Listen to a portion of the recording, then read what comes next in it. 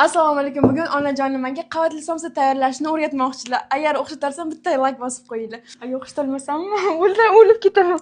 Somsa xamiri uchun muzli suv, tuz solib yaxshilab aralashtirib un solamiz va qo'lga yopishmaydigan qattiqqina xamir qorib olamiz. Tayyor bo'lgan xamirni teng ikkiga bo'lamiz va 20 daqiqa tindirishga olib qo'yamiz. Nachinka uchun mayda to'g'ralgan piyoz, go'sht va ichki yog', tuz, ziravorlarni solib yaxshilab aralashtirib olamiz. Xamir yoyish uchun un va kraxmalni aralashtirib olamiz.